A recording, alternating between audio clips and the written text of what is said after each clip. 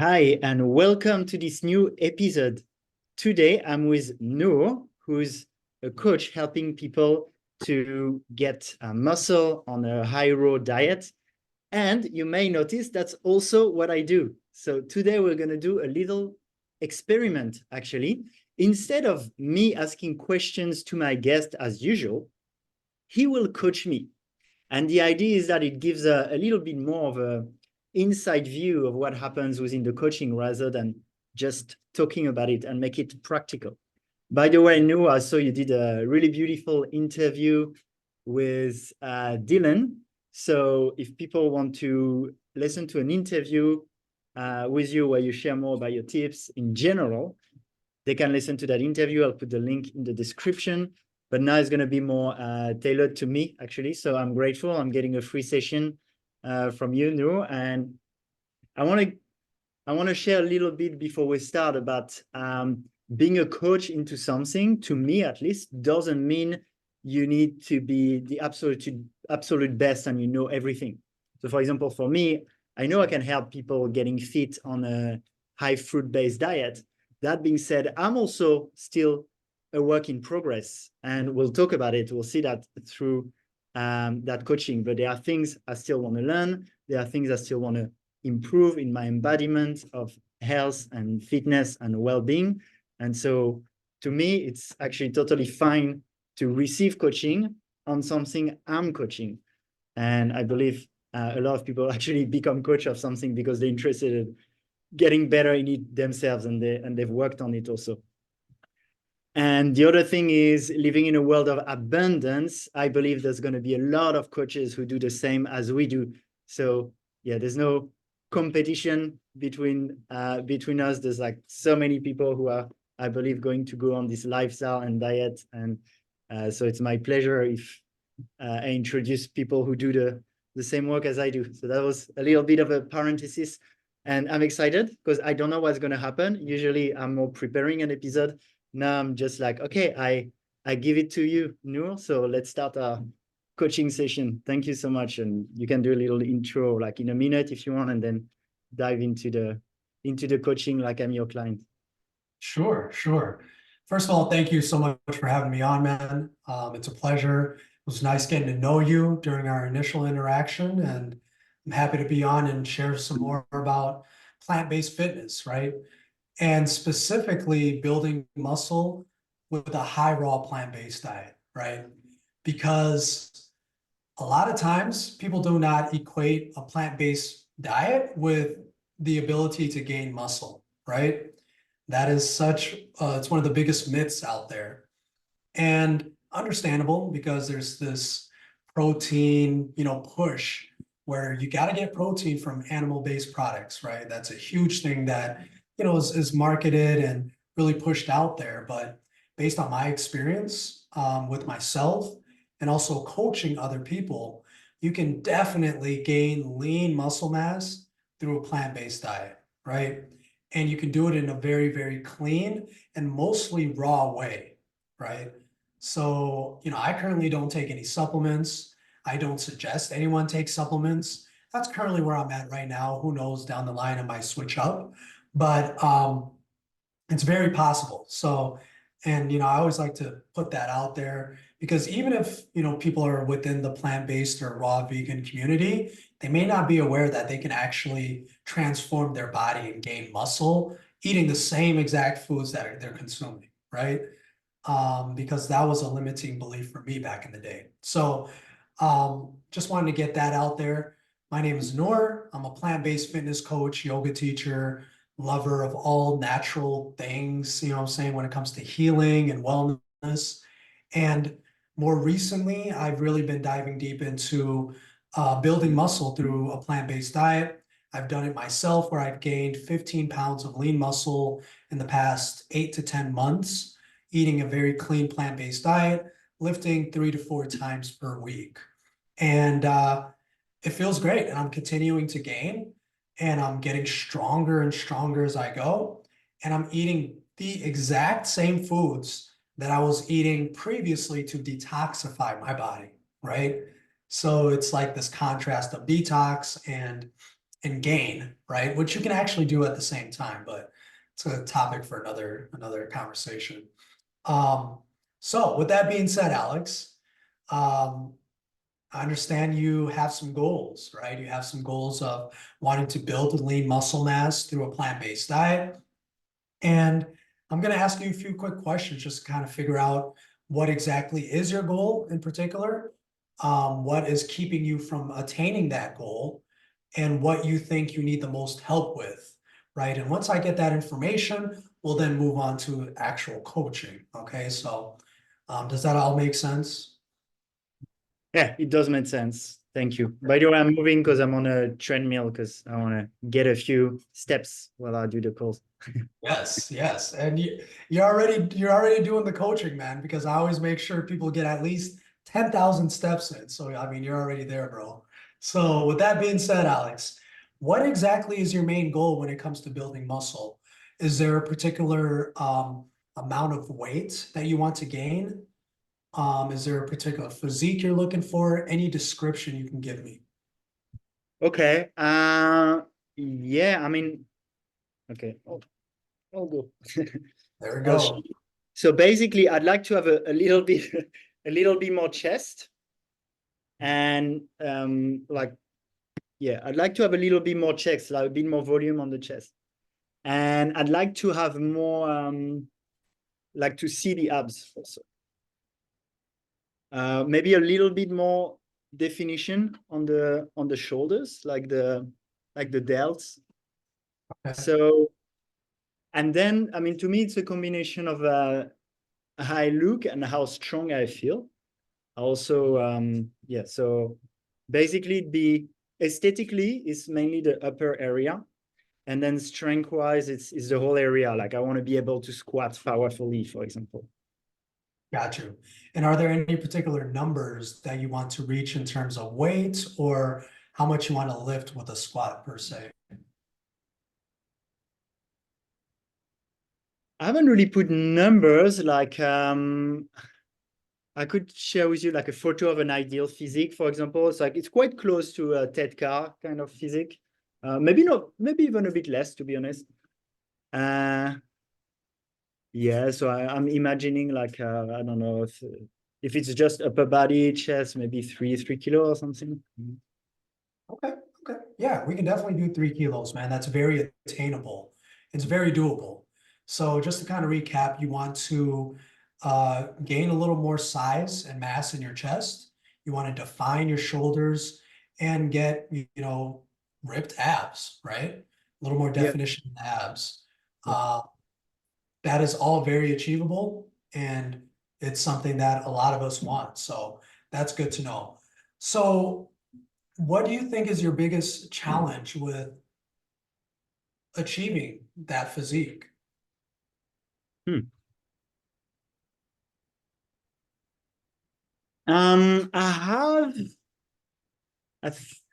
I have a little bit of things that where sometimes it's conflicting between for the quantities to eat, for example, because when I tell you I want to gain muscle mass, then I feel okay, I should eat more. But then when it comes to being more lean and shedding around the abs, especially, then I feel, oh, maybe I should eat less. So that's Right. one thing where, like, I'm not sure. And also the other thing, so that's for the food. For the food, there's a little bit, and then we could go a little bit on the things around what to eat and the protein.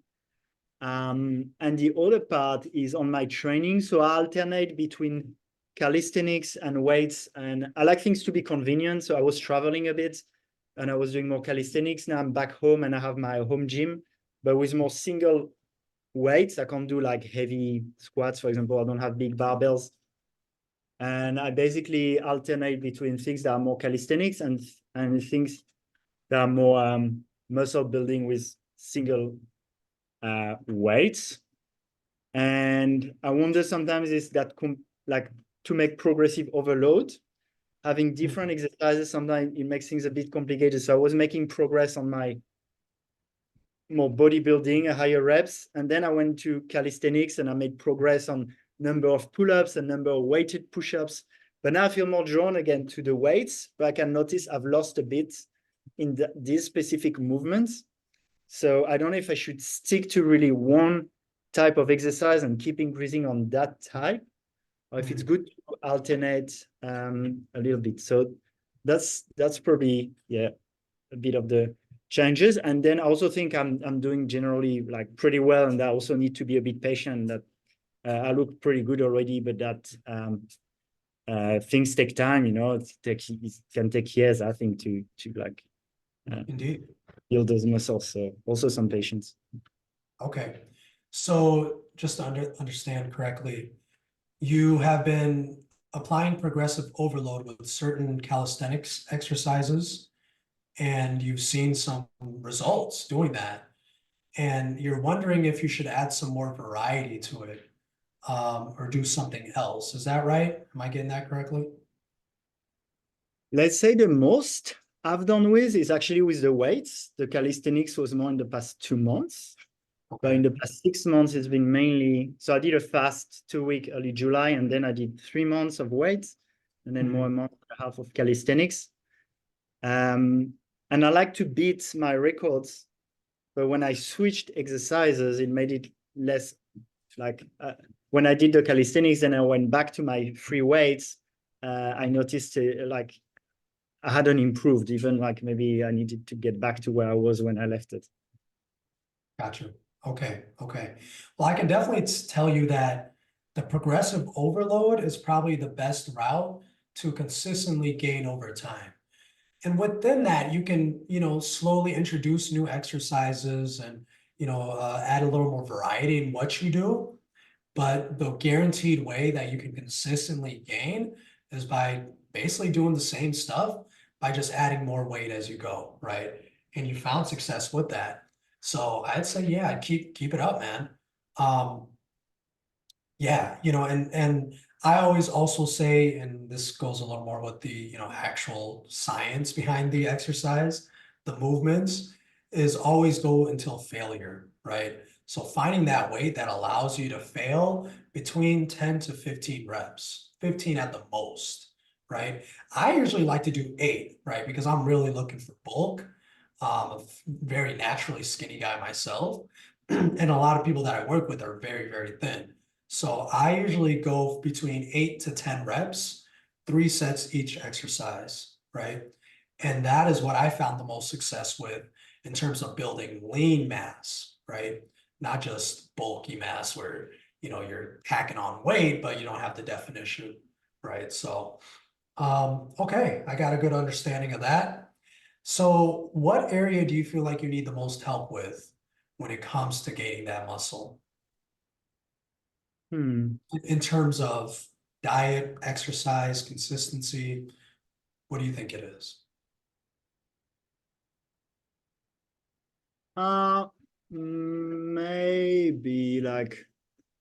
Maybe being a little bit more rigorous on having a plan. So at the moment, I'm like, okay, I feel like doing calisthenics, and I'll do it, and I'll see if I'm as good. Okay, now I feel like doing chest, and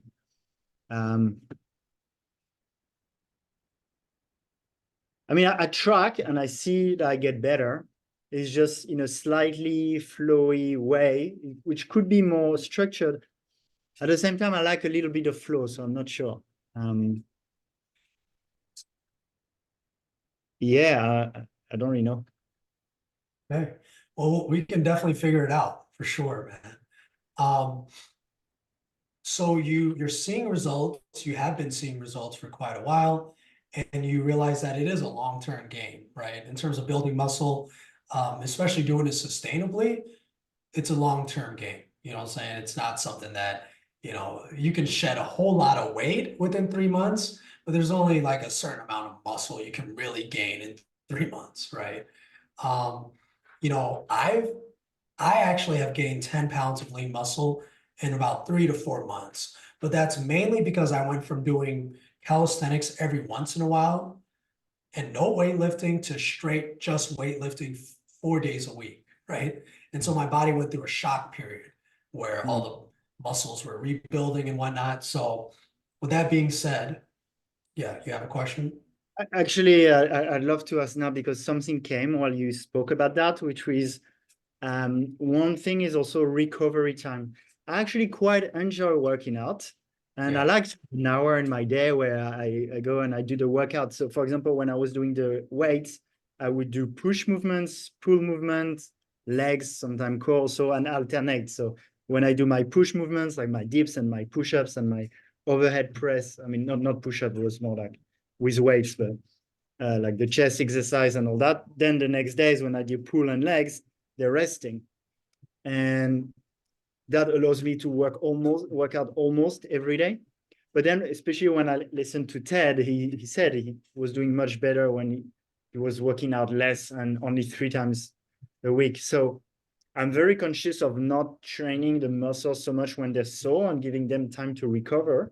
However, by rotating the muscle groups, I end up doing like maybe too much because I think like even if they're different muscle groups, you know, when I do pull, it works a bit also the push muscles. Like I wonder if I should take more days that are like pure rest. Oh, so you don't have any just pure rest days currently? I have some maybe once a week in general. So I would typically do like um maybe push, pull, leg, core, um, rest, let's say, every Gotcha. 5 if it was a 5 day, something like this. Yeah. Okay. And Yeah. core would be generally more gentle. It's like I actually do core also sometimes when I do the other exercises. It's like a 40-minute Pilates class, for example. Yeah. And that definitely helps with the recovery for sure. Speeds up the process. Pilates, yoga, um, meditation. I stretch usually between 10 and 30 minutes every night or so. Okay, cool, man. Yeah, in terms of recovery, it's definitely key, especially if you're doing it naturally, man. We need to recover, right? That is the time where we can actually build the muscle and see the results, right? If we're training every day, if we're training our muscles, the same muscles every single day, we're not giving it that adequate time to recover, rejuvenate, and rebuild, right? But So what if I rotate the muscle as I do with push pull leg? yeah, well, it differs for everyone, right? So typically, I always say, I'm working with a 21-year-old kid right now, super just energetic, he recovers quickly. So he's working out every single day, and he's probably working out the same muscles 2 to 3 times a week, right? And he has no issues. He's waking up the next day feeling good, right? So it all kind of depends on your body, but I always say if you feel like sore, right, within that particular muscle group, then you should probably give it some more time to rest, right? So in general, for me, I do 4 days on, right? So I do a three workout rotation, but I work out 4 days a week, right? So I do Monday, Tuesday, take Wednesday off, Thursday, Friday, then the weekends off, right? That's what works for me, and that's ideal because every single workout I am, ready, I am fresh, I don't have any soreness, right? And I can perform effectively. That's the most important thing. We want to be fresh and perform effectively during our workouts instead of pushing ourselves to, get our workout in simply because it's Thursday and it's shoulder day. But if your shoulders are still sore from your last shoulder workout, do another workout, right? Or just take the day off, right? It's really important for us natural builders to listen to our body and give it the rest and recovery it needs, right? That's what I found the most effective. So listen to your body and see what it needs, man. I think that's the most key part. But in general, 3 to 4 times a week, I found it's kind of like the average success rate that I found when it comes to the people that I've worked with. So, Okay. um, I yeah, just man. want to add as a parenthesis also as we're doing a podcast for the listener, it might be a bit harder as I still have goals, but I'm probably more on track than your usual client. So it might be also, I don't know, like some things might be more obvious for others. I don't know if you want to share on that. Yeah. So as a coach, and I understand you kind of have your own thing going on and you have your own, goals. Obviously, you're a coach yourself. But when I am speaking with clients, I do my best to try to get a number of some sort, right? Okay. because that number provides a tangible target that we can continuously reach towards, right? It allows us to continuously stay motivated and reaching towards something, and it allows both of us to stay accountable, right? It gives accountability to not only them as a client, but me as the coach, right? Because if somebody Okay. says, So let's do number. Let's say I want to gain upper body, mainly chest, let's say 3 kilo of lean muscle. How are we going to measure that? that's a good question. So it's really measuring your weight gain and then taking the body fat percentage, right? So what body fat percentage you're currently at, okay? How much muscle, pure muscle that you want to gain, right? And then measuring that, measuring your body fat percentage and your weight as you go along, right? And there's an equation that I really just use like an online calculator to equate that gives you the specific amount of muscle that you've gained as compared to fat, right? So that's really, So I can measure my weight. How do I measure my body fat?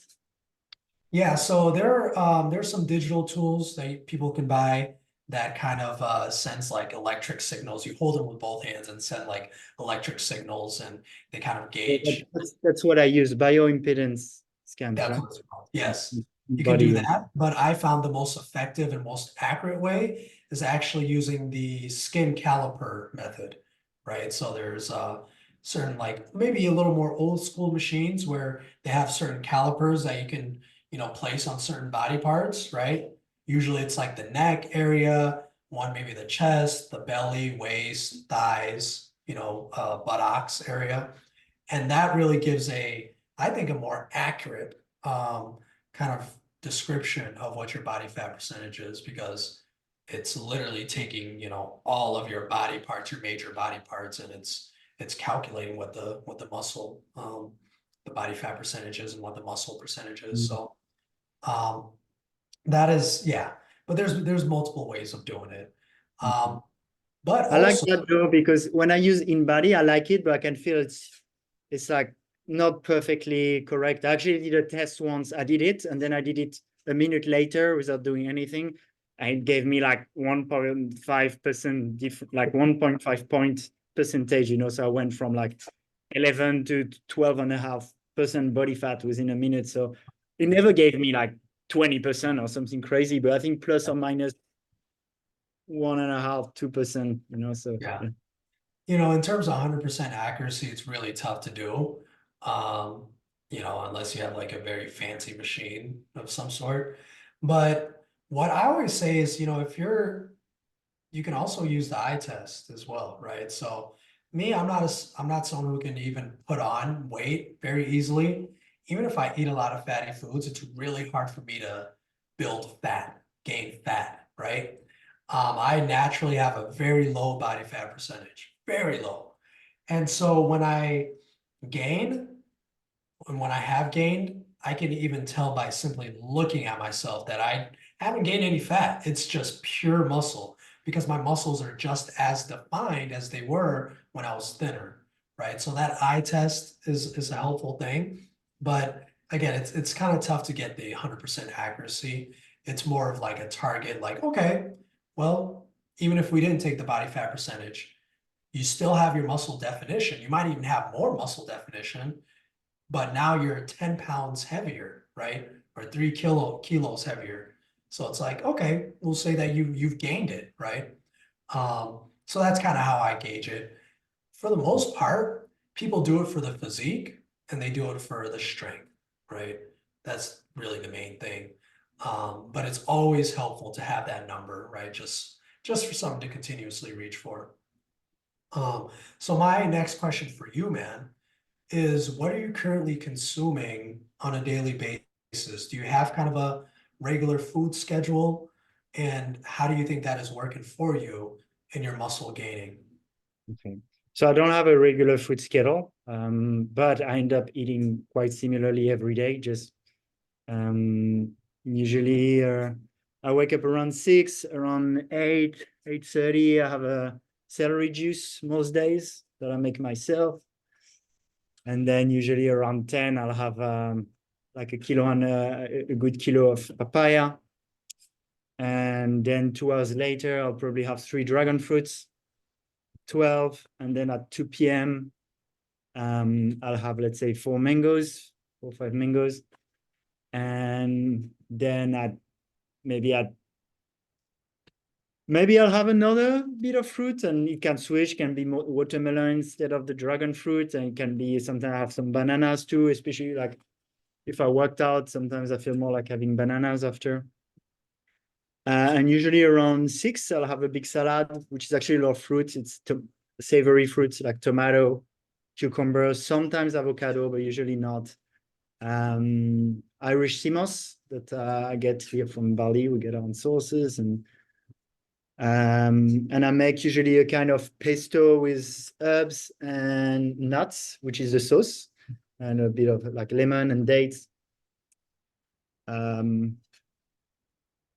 Yeah, that'd be the usual. Often as supplement, I take marine phytoplankton. I like this one. It was really good to me. It's amazing. Like the powder, and sometimes also, so that's like a typical day, but every other day, instead of some of the fruits, I'll make a smoothie. In that smoothie, I'll have a bit of fruit, I'll have some fruits, like banana and dragon fruit. I usually like to put sprouts in there. I don't digest so well sprouts in salads, but in the smoothie works pretty well. And some powders like ashwagandha, maca, and cacao also. When I feel I want a bit of a boost, I put cacao in my smoothie. Yeah, that's usually it. Yeah, shilajit also. Yeah. So do you have the the marine phytoplankton and the sea moss on a daily basis?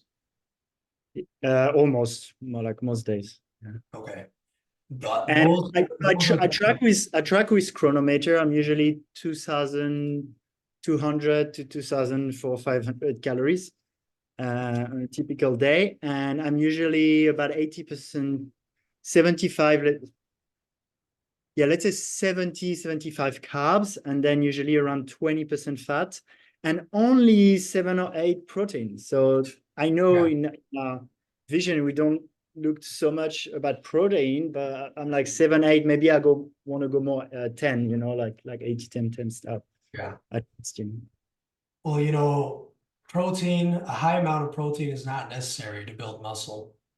It's not, once again, going back to the whole marketing ploy, it's really that's where that protein push really comes from. And I found that it's not the most healthiest, right? It's not what allows you to feel the best. And it can cause a lot of inflammation if you overdo the protein, right? So I think what you're consuming, to be honest, is perfect, right? Is completely perfect. And the amount of calories you're consuming, now eating more of what you're currently consuming will help you build the muscle, right? Even more so, because it just provides more energies, more calories to help rebuild it. But I think the key really behind muscle building is consistently, progressively overloading, giving your body the recovery it needs to rebuild, and just making sure you're fueling yourself, right? And eating enough food until you're satisfied. And in terms of diet, I think what you're consuming is great, especially because you're consuming sea moss and the marine phytoplankton, which covers most of the minerals you need, right? When it comes to building in general and just keeping us vital, it's really about minerals and the nutrients and not just protein, right? So that's fantastic, man. I really don't have any adjustments I'd make to your diet unless you have any particular questions. Awesome. No, I'm very happy with, and again, I think in general I'm doing I think I'm doing amazing, but it's really interesting still to have that call for like the little details. And actually I had a little bit of an insight there. So thank you for that. But I'll ask you, I'm not sure, but I'm wondering if like I might have two conflicting goals, or let's say not necessarily conflicting, and making it a little bit hard to have a plan and measure, which is bulking up more, like let's say the chest in general, more muscle, and getting more shredded in the core area. because of course this could happen together, but maybe I could should focus on one first and then the other. Because for example, if we use weight as a tracking, if I increase, like if I'm clear and I want to gain muscle, as long as I don't get fat, if I increase weight, then I know it's good for that goal. But then I might think it's not good for the abs. So, and same with the number of calories. It's like if I want to build muscle, I'm clear, okay, maybe I increase a bit the calories. Well, if I want to get more shredded, I'm like, oh, maybe I decrease. So I feel sometimes I'm a bit in between. So I'm wondering if maybe I should choose one of these two goals, maybe, and track for that, and have, in the fitness, often like bulk and shed, it's like maybe doing two steps. But I also like to do it at the same time. So I don't know. Do you have advice on that? Yeah, that's a great question, bro. Yes, you can do both at the same time. Definitely 100%. And as you know, muscle weighs more than fat, right? So if you're going up in weight, you could be shedding fat as well, but you're building just a whole lot more muscle, right? So what I found is that I actually shed some fat as I built some muscle as well. I didn't really gain any fat at all. And that's mainly because I was doing a whole lot of breathing exercises, core work, yoga that really allowed me to hone in on my fat shedding process, right? I don't just suggest weightlifting, especially for those who are trying to define muscle tone. If you want to define muscle tone, a quick and easy way to do it is by incorporating breath work techniques with movements, right? So the science behind that is they say like 70 to 80% of our fat cells are expelled through our breath, through the CO2 that we exhale. So when we can breathe deeper, more intentionally, more intensely, and combine it with certain movements, we shed more fat. And I have personal experience with this, man. I got super ripped just doing a breathing exercise. No calisthenics, no weight training, nothing. It got me six pack, the V cut and everything. And when I then combine that with weight training, that's when I saw best of both worlds, right? So you can definitely do both at the same time. Some people like to focus on shedding the fat first and then bulking up. I feel like that takes a little longer and it's definitely doable, but I found a way to do both, right? And in terms of the calories, if you're boosting up your calories, I think you should also be boosting up the energy that you're expending at the gym, right? And I think if you do that along with, boosting up your calories, then, you can avoid gaining fat and just really hone in on building the muscle, right? Mm. Does that all make sense? Yeah, it does. Yeah. Yeah, yeah. So that would be my answer to that, man. You can definitely shed fat and build muscle at the same time. And honestly, building muscle helps you shed fat if you're doing it the right way and you're eating right, and you are 100% eating right. You know what I'm saying? So, um, yeah, man. In terms of your fitness routine, right? I know you said you don't have a lot of structure to it.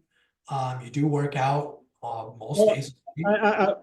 I actually do. I don't have so much structure in terms of doing exactly the same and having a week schedule. But for example, if I'm like, okay, I'm going to do free weight chest, I have my 6 exercises, two sets of each, and I track. So I've had a history of tracking with the same six. So when I decide what I do, it's actually quite structured. However, today I might be like, oh, I feel more like doing the calisthenics today, for example. If it's like I feel like my back is good, my pull, I want to do pull, or maybe I'll do the weights, or maybe I'll do the calisthenics.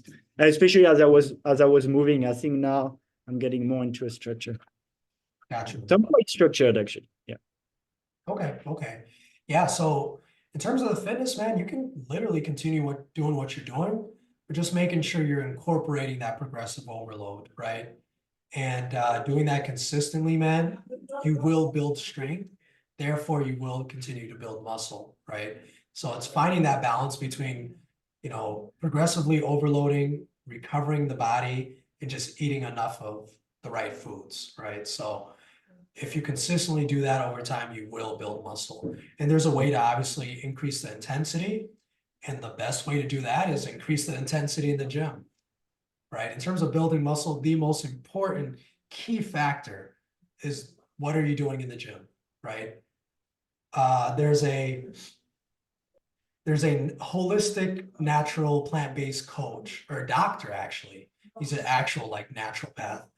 And he has this quote that says, if you want to look like an athlete, you got to train like an athlete, right?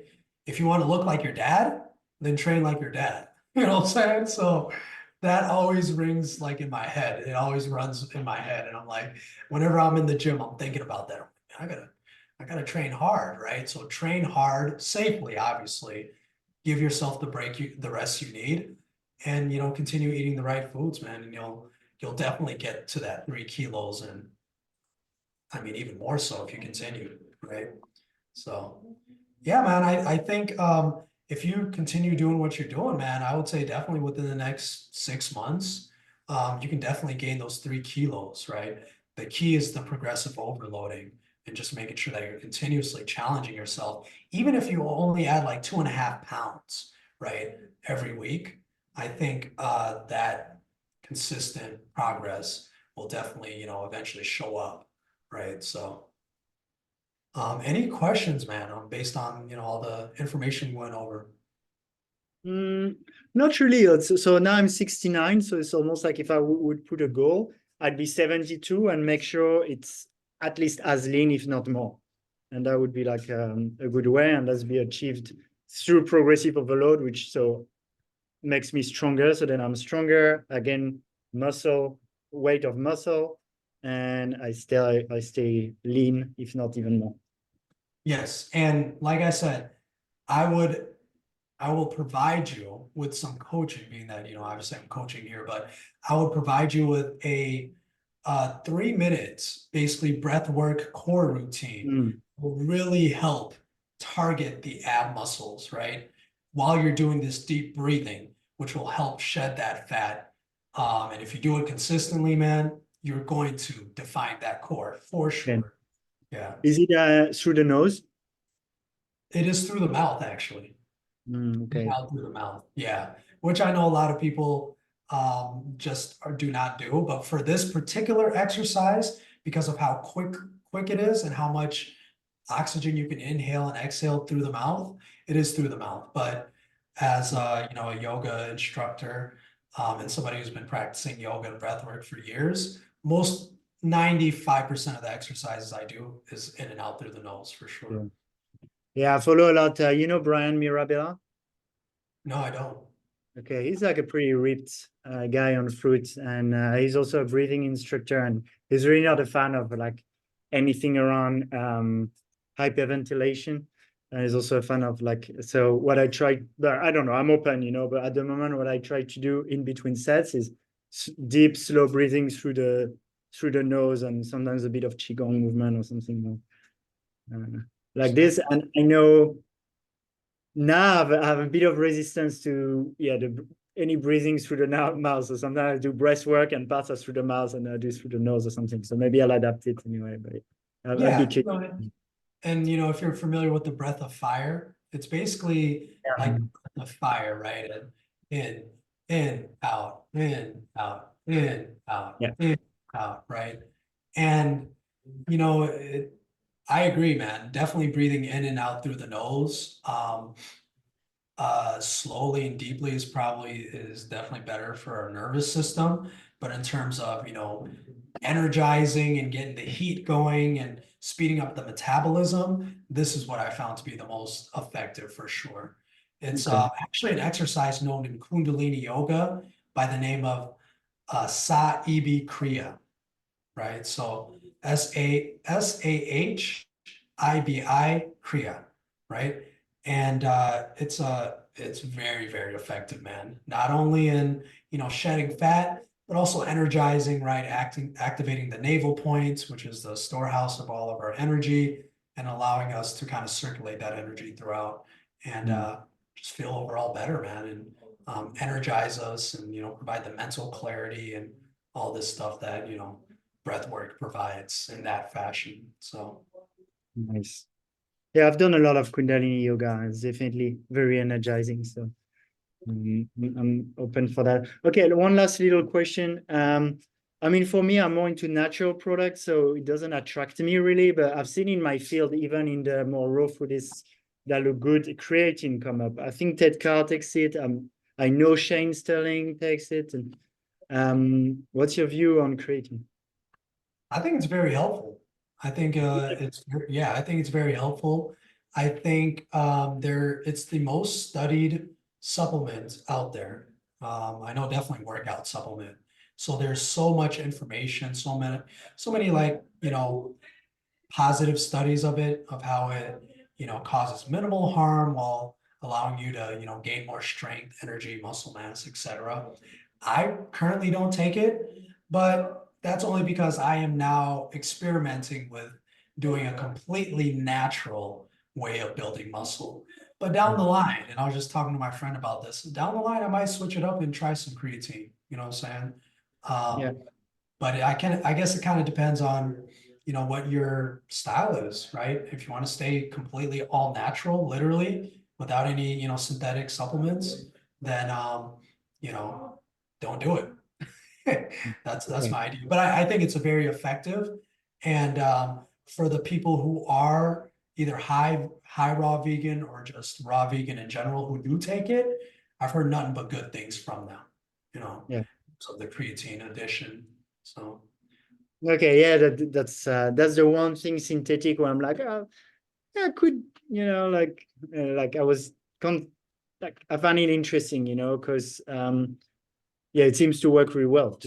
But it goes a little bit against like the principle. Like my mind is a bit like, okay, why would you take something synthetic and just for the aesthetics and all that? So yeah, let's see. yeah, no, I completely get it, man. I have considered it in the past, and I might be doing it, and within the next year or so. Who knows? But I'm still in my natural building journey, so I'm going to stick this out, see how much I can do, and then I might add some creatine and then bulk up, 20 pounds in 3 months. Who knows? Maybe do a little video like I tried creating and this is what happened for three Yeah, months. Like do like yeah, yeah. I was all natural for 1 year and I gained 15 pounds. But then I took some creatine in 3 months, I gained 20 pounds, bro. Yeah, bro. Then I stopped the creatine for 3 months and I gained another 10 pounds. Hey, because the creatine then just remained in my body forever, and Yeah. that's yeah. Cool, man. Then I became breatharians and gained another 10 pounds, but that's for Hey, another. that's next to the next level. Honestly, that's I would love to get to that level. And I think that who knows down the line, man, I have considered becoming a breatharian many times. And during my deep like mono fruit fasts for like a couple of months and seeing God and being God for a little bit or feeling kind of that energy where you just feel like you're the creator and you're connected with everything. I was like, you know what, I can become a breatharian too. I never quite got there. Done, some dry fast and some water fast as well, but I find it very, very interesting and intriguing. The whole Yeah. movement, man, for Next, sure. in a Yeah, few years, how to become a breatharian bodybuilder. Okay. That's yeah, that yeah, yeah. I'm sure there's somebody out there, man. I'm sure there's someone out there. But yeah, Okay, man. well, thank you so much. That was really helpful for me, and I'm excited to publish it also so it can be helpful for other people and that other people and that gives a good glimpse. So yeah, I appreciate you, brother. Thank you for your time, and I'll give you the mic if there's something you want to share for a minute to close this episode. Yeah, no, I mean, there's not one single way to do this, right? In terms of building your dream physique, right? There's so many different ways, and I think what's most important is to experiment and see what works for you in terms of what literally works for you and brings the results, but also what works with your lifestyle, right? And your principles and morals, right? And the time that you have. So, if you're truly looking to build muscle and build your dream physique, on a clean plant-based diet, either raw or high raw, then, you know, realize the most important part is remaining in the gym, remaining doing calisthenics, right? If that's the route you're taking, and just continue to progress. That is the most important part. Second most important part would be recovery, and then it's your diet, right?